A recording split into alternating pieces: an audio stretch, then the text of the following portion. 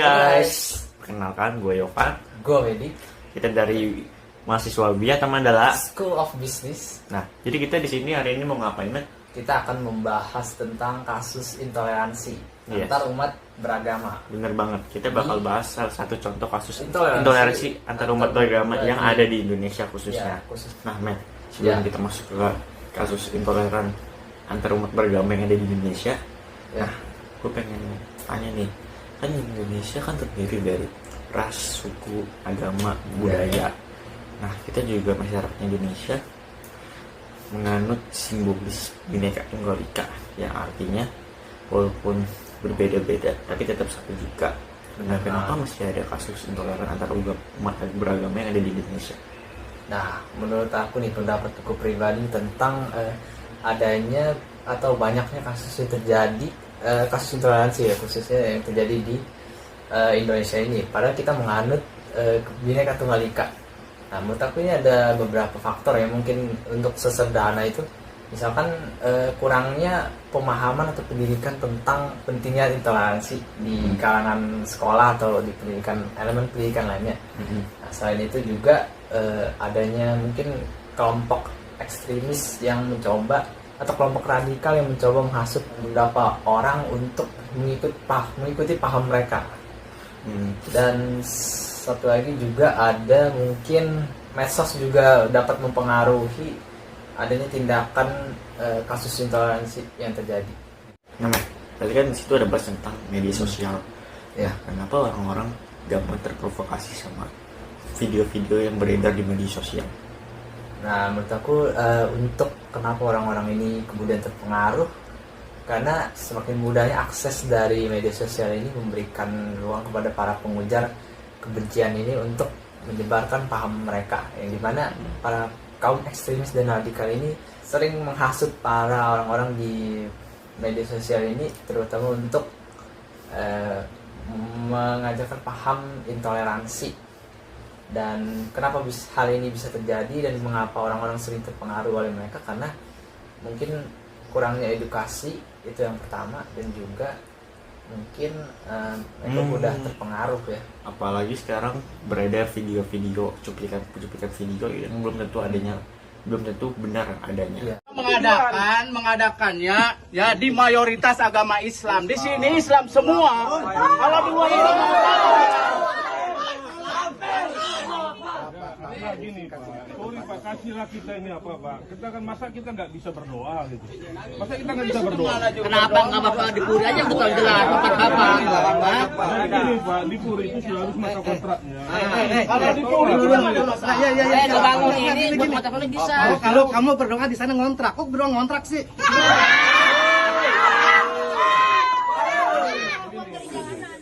Jadi begini.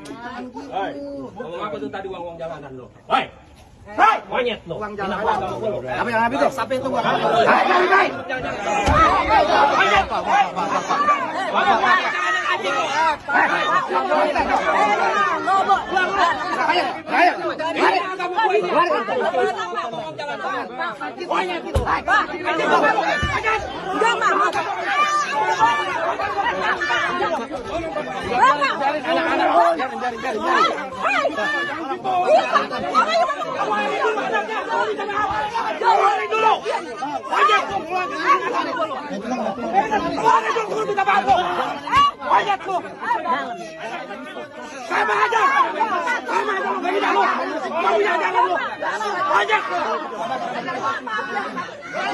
Ahmad, tadi kan kita udah lihat dari cuplikan video yang di atas ya.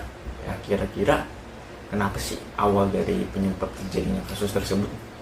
Yang gue dapet ya dari informasi video tersebut, jadi peristiwa tersebut terjadi di salah satu lokasi di Tangerang. Kalau saya nama kampungnya itu Kampung Melayu Selatan ya.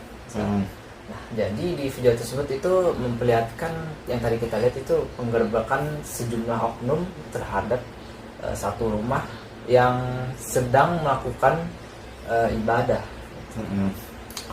Berarti kira-kira aksi dari sekelompok oknum dalam menggerebek rumah yang sedang di dalam rumah yang berisi orang-orang yang sedang beribadah, itu merupakan tindakan yang salah atau gimana? Tentu saja kita tidak membenarkan tindakan itu ya, maksudnya cukup disayangkan untuk para oknum ini melakukan tindakan diskriminasi tersebut ya. Menurut pendapat pribadi gue ya, kalau misalkan tempat ibadah itu belum memiliki izin, kita bisa melakukan mediasi setelah ibadah tersebut dilakukan gitu. Oh, jadi kita harus saling menghargai antar umat beragama. Iya. Apalagi kita dalam toleransi umat beragama, kita harus menghargai Bener satu banget. sama lain. Apalagi sedang melakukan ibadah. Ya, melangsungkan ibadah. Oke. Nah, Matt, lalu Oke. setelah para oknum itu melakukan aksinya, apa tanggapan orang-orang yang sedang beribadah? Bagaimana aksi mereka? Tentu saja ya, orang-orang di situ kelihatannya nggak senang ya maksudnya, dan petik mereka memberikan perlawanan, maksudnya bukan memberikan perlawanan secara kekerasan, tapi lewat kata-kata ujaran seperti itu ya. Karena tindakan yang mereka lakukan bisa dibilang tidak mencontoh dengan baik semacam kesehatan dalam hubungan masyarakat dan beragama gitu. Oke. Berarti intinya mereka juga melakukan perlawanan terhadap pihak-pihak atau oknum itu yang melakukan Ya, tindakan maksa. saat itu ya. Tadi Ya. kan lu bilang kalau mereka melakukan sedikit perlawanan. Ya. Nah, kira-kira kan tadi aku udah nonton video yang di Tadi kita cuplikan nonton videonya, ya. bahwa setelah mereka melakukan perawatan ternyata ada beberapa pihak yang tidak senang, yang akhirnya menyulut emosi para dari oknum-oknum yang melakukan tindak maksa tersebut. Ya. Nah, bicara oknum ya, Matt, kira-kira tujuan mereka ngelakuin hal tersebut apa sih? Nah, oknum ini yang seperti kita tahu ya, mungkin aja oknum ini menyukai semacam kegaduhan dan juga suka mencari sensasi ya. Oh, jadi Ya. mereka suka nyari Jadi keributan mereka ya. mencoba memprovokasi orang-orang di sesama mereka untuk menciptakan kegaduhan di tempat itu. Oh Contohnya, iya, apalagi kita ngebahas tentang agama yang mana itu sangat sensitif ya ya. benar banget. Terutama untuk misalkan ada beberapa omongan dan perkataan yang misalkan disampaikan bertujuan untuk memberikan saran gitu.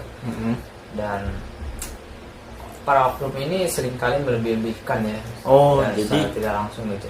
betul, berarti mereka kayak seolah-olah mencari kesempatan, Iya, menggunakan mencari kesempatan hal tersebut untuk mencari kegaduhan dan cara melebih-lebihkan Melebih-lebihkan kata atau perkataan. yang sebenarnya orang tersebut orang yang tidak bertujuan untuk menyinggung oh gitu ya. oke Iya. gue ngerti.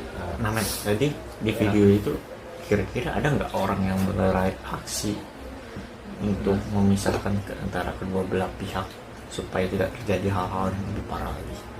Kalau kita lihat tadi kan dari kedua pihak masing-masing ada ya untuk memisahkan dari pihak pendiskriminasi dan juga pihak yang digerebek itu. Nah, tapi selain itu juga ada pihak yang memprovokasi itu dari belakang. Jadi mereka kayak kalah jumlah gitu ya? Semacam kalah Oh. jumlah dari para kelompok provokator ini. Oke, berarti mereka tersulut oleh atau terhasut oleh Iya. orang-orang yang atau oknum ya lebih tepatnya Iya, kita oknum. sebut ya. Kita harus sebut oknum di sini. Iya. Gitu. Nah, Matt, kita Iya. ngomongin tentang oknum lagi nih. Oknum lain. Kira-kira apa sih yang oknum itu katakan sehingga warga setempat yang melakukan Ya. tindakan maksa ini mudah terprovokasi sama dan oknum melakukan tindak diskriminasi ya. Yes. Mungkin aja kita nggak diperlihatkan ya kata-kata apa yang disebutkan oleh para oknum. Kita bisa bilang para provokator ini lah ya, yang menyulut orang-orang untuk melakukan aksi penggerebekan itu. Nah, yang pasti para provokator ini dan juga para masyarakat yang ikut menggerebek itu tentu saja semacam kurang mendapatkan edukasi ya mengenai pentingnya intoleransi yang bisa dikembangkan di Indonesia gitu. Berarti kita sebagai tidak hanya faktor eksternal, berarti di sini butuh namanya peran internal ya, Benar. di mana tidak hanya faktor luar seperti sekolah saja yang harus mengedukasi, tapi Benar. dari faktor lingkungan terdekat seperti Benar. keluarga juga harus masuk dan masyarakat sekitar juga harus membangun jiwa toleransi antar sesama umat beragama. Oke, agar anak-anak zaman sekarang tidak Iya. mudah terprovokasi. Nah, Iya. oke. Setelah itu kira-kira kerusakan apa sih atau dampak dari mediasi Para penggerak para penggerebekan itu? Sejauh ini yang kita ketahui untuk kerusakan ini tidak ada, cuma dari ketua RT setempat sudah dikatakan sudah bermediasi ya dengan Jadi- pemilik gereja di Tangerang ini. Jadi akibat atau dampak dari kerusakan yang dilakukan oleh para oknum itu tidak terlalu parah, Ya tidak terlalu dan parah. juga pihak RT setempat sudah melakukan mediasi. Ya sudah melakukan mediasi dan kondisi sudah kondusif. Gitu. Nah, lalu untuk para oknum tersebut, apalagi gara-gara oknum tersebut terjadi hal-hal yang kita inginkan, seperti yang di video tadi, Ya. akhirnya memunculkan kerusuhan, memicu kegaduhan. Nah, untuk itu kira-kira para oknum itu setelah melakukan tindakan hal tersebut, apakah mereka sudah ditindak secara hukum? Nah, kalau untuk para provokator ini atau para penggerbek ini bisa dikatakan mereka sudah berdamai dengan para jemaat di gereja tersebut ya. Jadi tidak ada satupun oknum ini yang ditangkap gitu istilahnya. Jadi begitu. Jadi Ya. mereka sudah melakukan Jadi semuanya sudah diselesaikan secara damai gitu. secara damai. Berarti mereka sudah berkomunikasi antara kedua belah pihak, Benar. dan akhirnya Suasana pihak yang sudah dirusuh atau pihak dari gereja sudah memutuskan untuk lebih baik berdamai saja. Iya, lebih baik berdamai saja. Dan suasana sudah lebih kondusif seperti itu. Oke. Nah, jadi kesimpulan yang gue dapat, men, Iya, dari tadi, video yang di atas tadi, atau tentang kita tema harus- kita. tentang apalagi sekarang sudah ada kemajuan teknologi ya. Iya. Kita sebagai rakyat Indonesia harus pintar-pintar dalam menelan informasi. Jangan banget. sampai kita menelan informasi secara mentah-mentah yang akhirnya kita mudah terprovokasi sama hal atau orang-orang yang tidak bertanggung jawab, Benar. yang padahal informasi tersebut tidak benar adanya. Ya, dan kita harus lebih selektif. Kita juga harus menguatkan edukasi kepada orang-orang sekitar kita dan juga diri kita sendiri bahwa kita harus mengedepankan toleransi ya antar umat beragama ini. Oke. Nah, Matt, belajar dari kasus tersebut nih, apalagi itu kan bukan kasus pertama intoleran yang ada di Indonesia kan. Ya, Nah, kira-kira apa saja hal yang perlu kita lakukan sebagai rakyat Indonesia supaya hal-hal seperti itu tidak terjadi lagi? kita sebagai individu atau masyarakat perlu menyadarkan diri kita dan orang lain juga untuk pentingnya toleransi antar umat beragama ini, dan kita perlu meningkatkan pemahaman tentang saling menghormati antar umat beragama.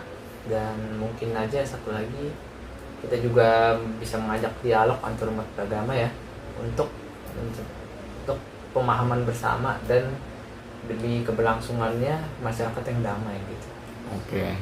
Nah, Matt, kira-kira ada nggak usulan atau solusi yang lu bisa kasih buat ngatasi masalah-masalah intoleran beragama yang ada di Indonesia? Mungkin dari gua ya, kita bisa edukasi mulai dari lapisan-lapisan kecil, seperti mulai dari sekolah-sekolah seperti itu. Kita dari usia dini sudah diperkuat dengan edukasi tentang pentingnya toleransi.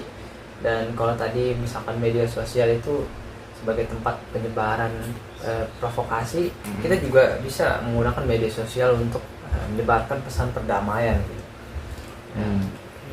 Kalau dari untuk Kalau menurut gue sih ada faktor dari beberapa eksternal, ada juga faktor dari internal. ya, Nah, dari internal faktor internal itu seperti dari warga atau lingkungan sekitar terdekat dia. terdekat ya berarti. Apalagi kita harus, yang lu bilang tadi, Ya, harus mengedukasi sejak dini. iya, Nah, sejak ini gue juga mungkin usulan gue bagi orang tua yang ada di Indonesia, jangan beda-bedakan atau membatasi anak dalam bergaul atau berteman. lingkungan pertemanannya gitu ya. Iya, Iya. Terus dari faktor eksternal ini dari faktor lingkungan sekolah mungkin kali ya.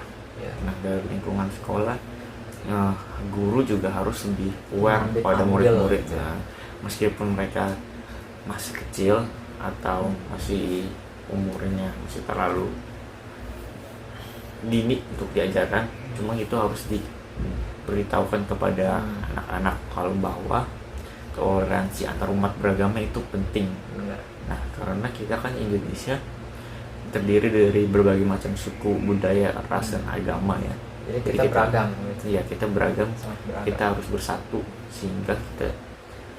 Istilahnya jangan ada perbedaan di antara kita gitu Nah, ya. betul. Jangan gara-gara adanya faktor perbedaan ras, agama, dan suku itu menjadi pembatas kita untuk bergaul atau berteman. Benar Bang. Nah, tambahan lagi mungkin untuk para orang tua lebih aware lagi dalam anak dalam menggunakan media sosial ya, apalagi sekarang media sosial, khususnya beberapa aplikasi media sosial seringkali mencuplikan hal-hal sensitif yang sebenarnya itu tidak benar atau tidak sesuai fakta. Benar. Nah, jadi gue sebagai salah satu individu memberikan solusi kepada orang tua juga harus lebih aware lagi dalam menggunakan gadget, apalagi usia dini masih usia labil ya, Masih jadi harus gampang dipantau terprovokasi. gitu ya. Betul. Terakhir nih, kira-kira apa sih harapan lu buat masa depan toleransi di Indonesia ini? Gue berharap nanti Indonesia di masa depan mempunyai nilai rasa toleransi yang tinggi ya. Lebih tinggi ya? Iya, itu udah pasti ya. Udah pasti. Soalnya kan soalnya kan kita terdiri dari berbagai macam suku, ras, dan agama. Kalau misalkan kita tidak adanya toleransi dalam hal tersebut, itu bakal menimbulkan perpecahan Benar di banget. negara Indonesia ini. Nah, apalagi gue juga mengusulkan untuk hukum yang ada di Indonesia lebih dipertegas lagi. Soalnya penegakan hukum ya. Ya, karena seperti yang kita lihat banyak berbagai kasus di Indonesia, kasus khususnya intoleran antar Iya. umat beragama ya, Banyak banget yang yang dimana penegakan mereka hukum ini dapat kurang hukum ya. kurang adil dari penegak hukum, atau bisa kita bilang agak penegak hukumnya lebih pro satu kelompok Bener banget. dan tidak bertindak adil gitu. Jadi gue pengen hukum di Indonesia kedepannya lebih tegas lagi, Iya. khususnya di antara kasus intoleran antar umat beragama. Mungkin cukup sekian pembahasan kita dari kali ini. Benar. Gue Yovan, Gua Medi. kita izin pamit. Thank Terima kasih. you.